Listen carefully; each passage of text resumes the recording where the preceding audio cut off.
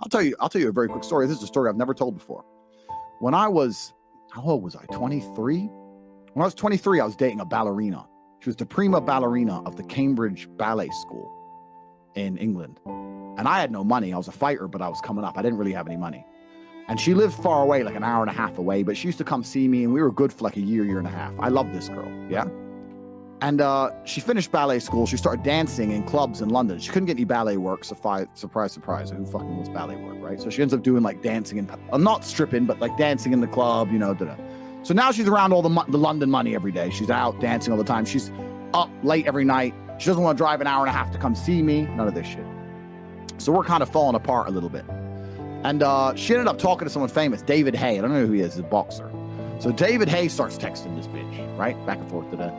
So anyway, when I finally saw her again, she was like, we had an argument. She's like, well, you know what? You think you're a fighter. This guy, that guy, this guy, that guy. I'm like, look, if you're going to go fuck idiots, at least do it for money. And she's like, what do you mean? I was like, well, if you're going to go fuck idiots, at least get paid, because they don't give a fuck about you. Like, if you're going to play this game, at least do it for money. Right. So I had this argument with her back and forth, and I explained to her that these men are just going to use you. If you're going to do it, at least get paid.